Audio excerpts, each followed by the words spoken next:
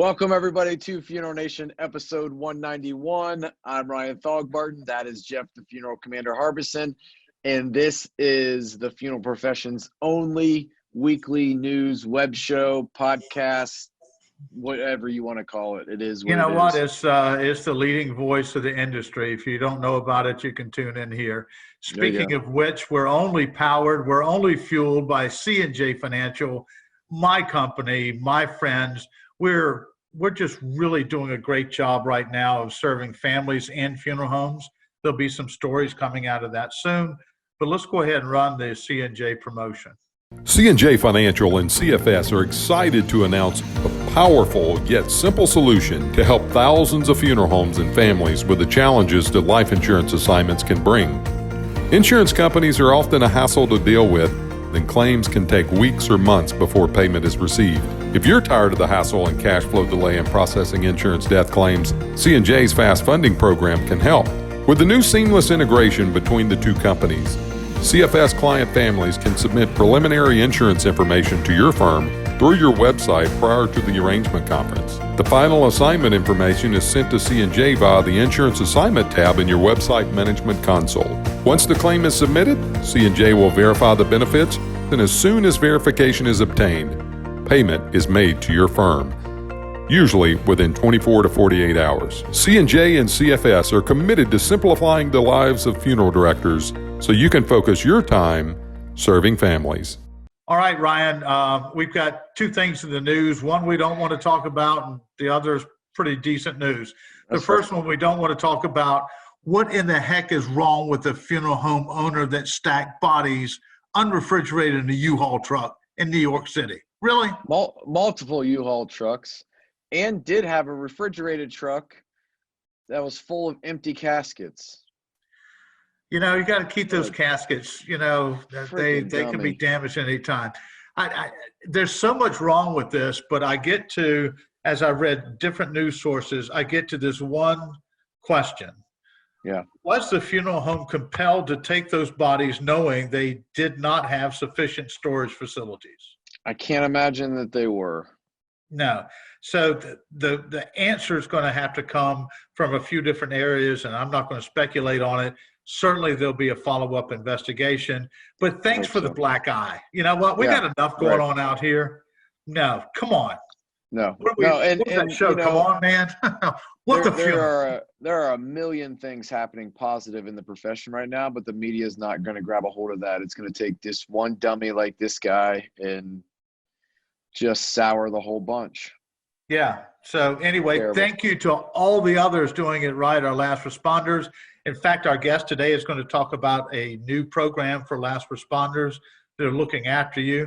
Last little tidbit, I see that SCI reported earnings yesterday, and things look pretty decent. I mean, the bottom line for us right now that I'm seeing from financials is that some firms are doing a lot more business with lower revenue per call. Right. So that's to be expected because there's things that we can't provide at this point. However, we've got some other firms that are significantly down in calls.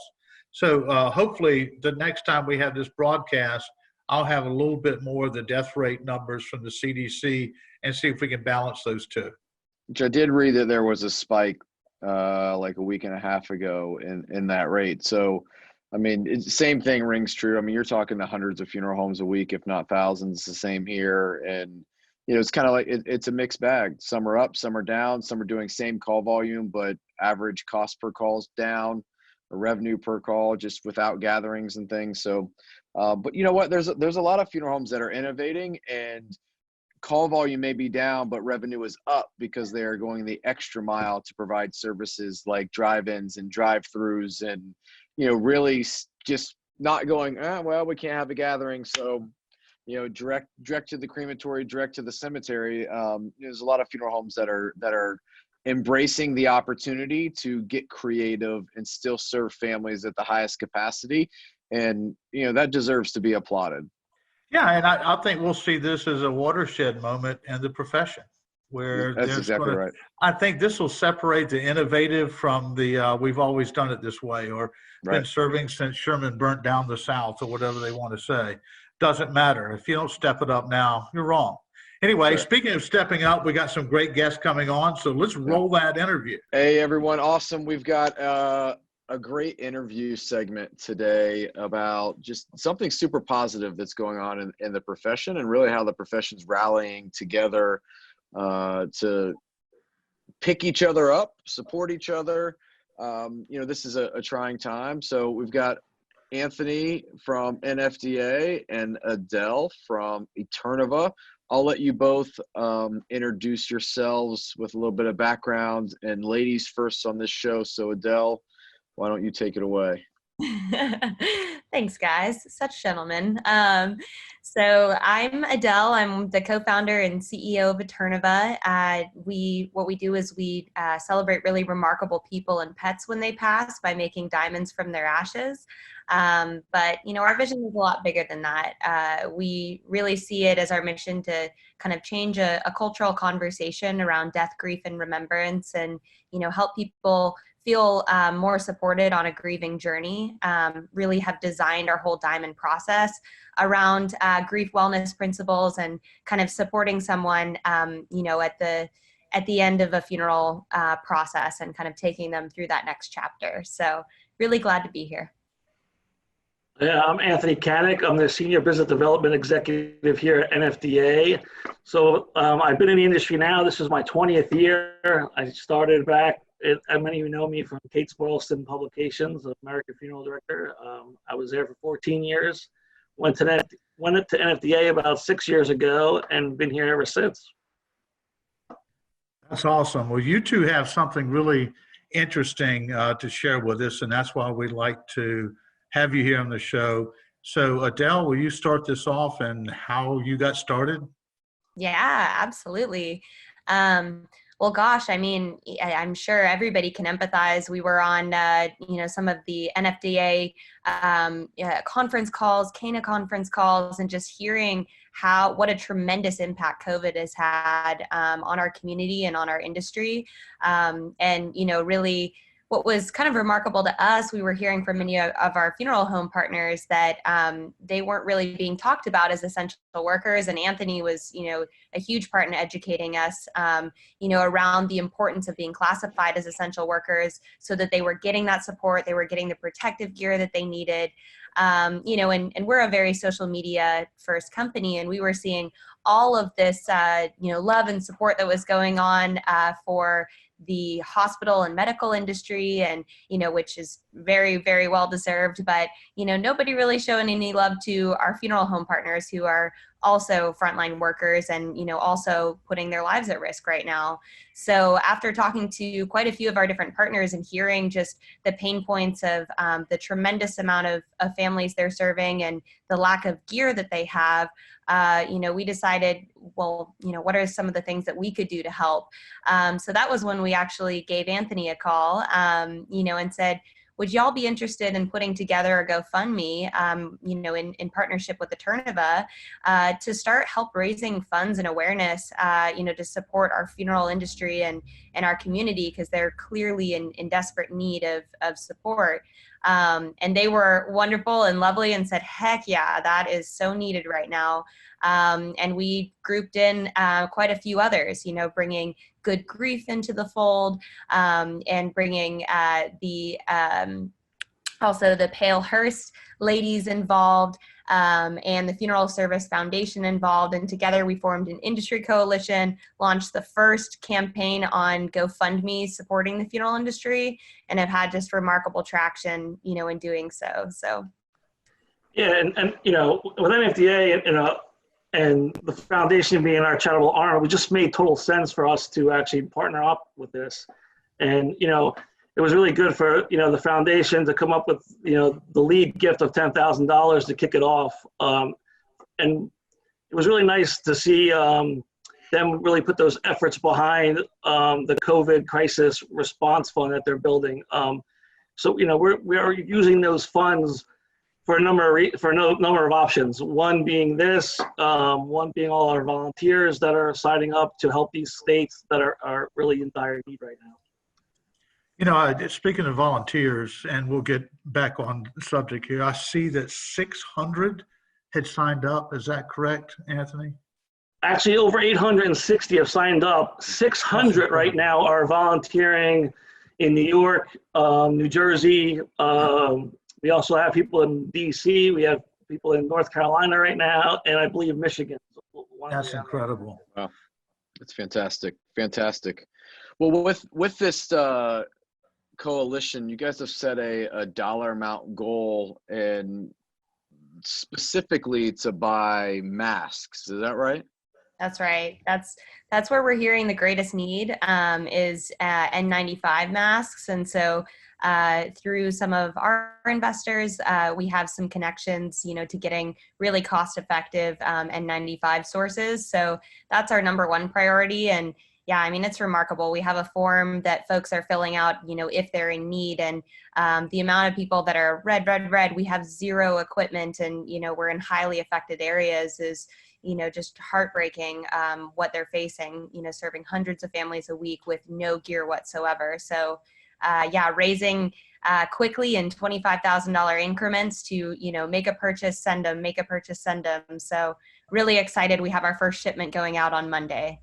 Excellent. Yeah, we were grateful to Return of us, being a new company in funeral profession to do this with us. So we really to help protect our funeral directors is a huge opportunity right now, especially when they're trying to help the family, with the grieving portion and take care of the deceased person.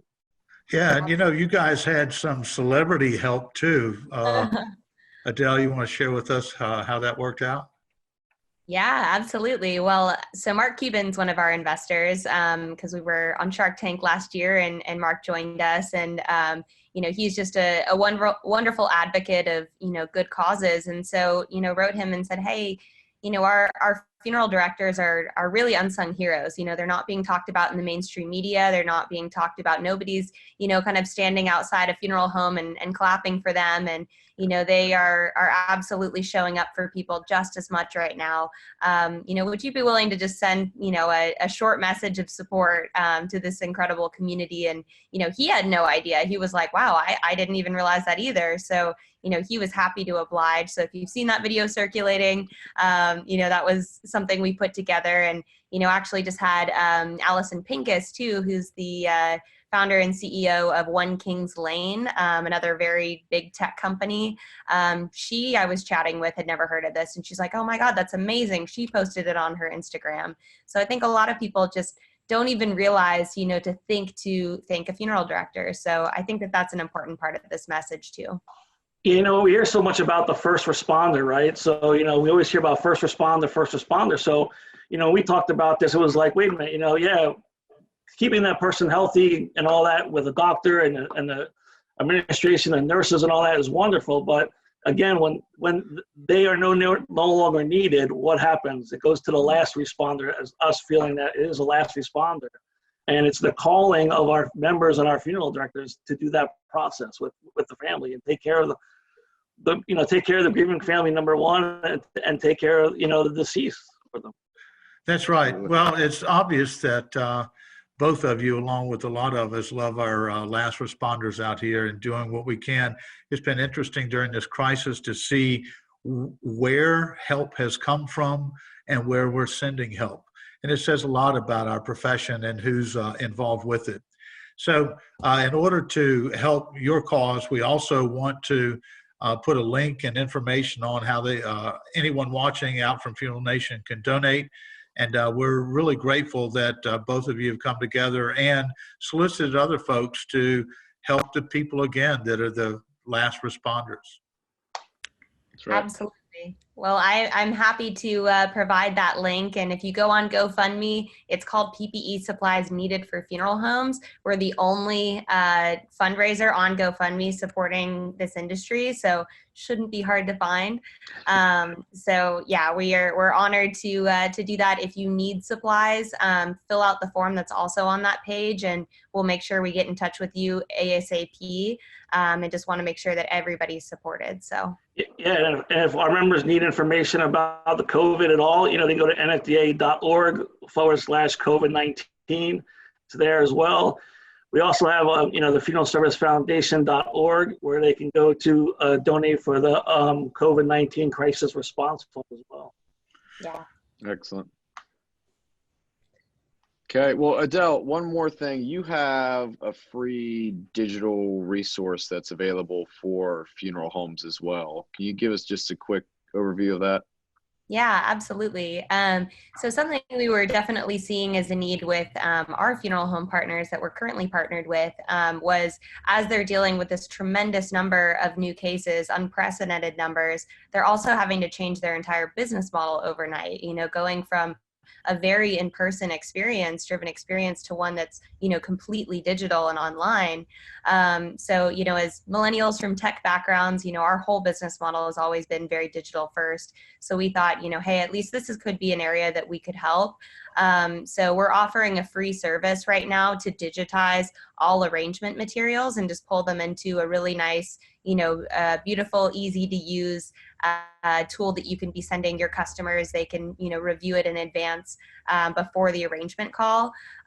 This is not a business we're getting into. This is purely us, doing anything we can to help. So it's 100% completely free. Have a couple examples we can share as well for the follow-up notes. Shedding Your Funeral Home said it's saving them thousands and thousands of dollars in consulting fees, and they've been sharing it with the whole community. So, anything we can do to help, we're happy to. Fantastic. Well, thank you both for being here. We hope you're safe. We're still kind of waiting to find out what's going to happen this year in New Orleans or not happen. So either way, we're just going to tread forward and do a great job as we get closer to it. Yes, stay tuned. It's going to be, I think it's going to be really great, and hopefully it does happen. And we are not making any kind of decisions until we, look at every avenue possible, and that's it. Yeah, that's all we could do, and I don't think we expect any more, any less. Let's just do the right thing. Correct. All right, y'all take care, and thanks for coming on. Thank you, guys. Thank you. All right, Commander. I just saw a webinar that our friends at Plotbox had this week that was fantastic. The comments that I saw on LinkedIn were just amazing. Plotbox is doing some really great stuff, and I know right now they are innovating. We have been trying to get an update from them and get them on, but it is just like nose to the grindstone, 23-hour days, just pounding away with their online solutions and what they're doing for cemeteries. It's pretty phenomenal. Yeah, they're great folks, and I firmly believe in them from the very beginning. That's right. So Ryan, you're traveling this week. Yes. And so for your next one that we have here, Funeral Nation 192, will be from a different location. That'll be kind of fun. It will be. Yes, it will be. It will be. We're not flying. Just going to take a little putt-putt. Keep social distancing. Some of that on the way. I think it's gonna be more than that. I'll do my best. All right, brother. All right. Hey, look, y'all keep doing a great job out there. That's Thank you for what you're doing. Absolutely. And, we applaud you. Okay. Until next time, have a great effing week. Out here.